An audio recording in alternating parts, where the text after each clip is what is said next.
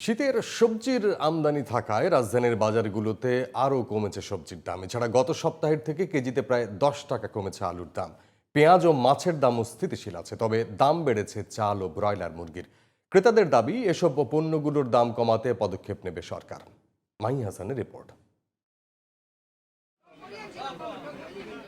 বাজারে স্বস্তি ছড়াচ্ছে শীতের নানা রং ও রকমের সবজি। বেশিরভাগ সবজি বিক্রি হচ্ছে 30 থেকে 60 টাকার মধ্যে। বিক্রেতারা বলছেন সরবরাহ বেশি থাকায় দাম কমতির দিকে বেশিরভাগ সবজিরই। সিম 50 টাকা কেজি, টমেটো 70 টাকা 60 টাকা কেজি, পাতাকপি 30 টাকা পিস, ফুলকপি 30 টাকা পিস। মোটামুটি সবকিছুই কম আছে, কাঁচামরিচের দামও কম, ধনিয়া পাতার দাম কম। 40-50-60 টাকা এর মধ্যে সব সবজি এখন বর্তমানে পাওয়া যায়। এছাড়া দাম কমেছে আলু ও পেঁয়াজের। গেল সপ্তাহ থেকে কেজিতে 10 টাকা কমেছে আলুর দাম।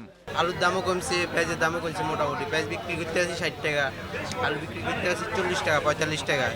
আলু এখন বিক্রি করতেছে হলো আপনার 40 টাকা, পেঁয়াজ বিক্রি করতেছি 65, 70, 75।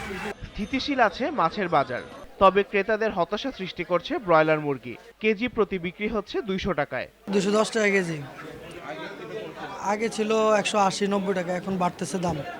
বুঝতেছি না কি কারণে বাড়তেছে। বাজারে মুরগির দাম গত 15 দিন আগে 180 থেকে 90 টাকা ছিল। এই 15 দিনের ভিতরে দাম বাড়াইয়া 200 থেকে 210 টাকা বর্তমানে চলতেছে এখন। ক্রেতাদের হতাশা সৃষ্টি করছে চালের বাজারও।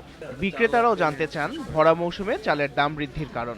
মিনিকেট হইল 72 হইতে 80 টাকা বিক্রি, আমরা কিনা রেট হয়ে যায় 76-77 টাকা, 80 টাকা বিক্রি করুন লাগে। ও সব চাইলে এরকমই 5-7 টাকা বাড়ছে আর কি। আজ থেকে 15 দিন পরে প্রতিদিনে চাউলের দাম বাড়তে আছে। কেন বাড়তে আছে, কি জন্য বাড়তেছে, আমরা আসলে ফুল বলতে পারি না। সবজির দামে সন্তুষ্ট হলেও চাল ও মুরগির দাম নিয়ে হতাশ ক্রেতারা।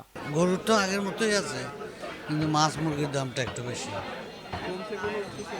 কমছে, যে কাঁচা তরকারিটা।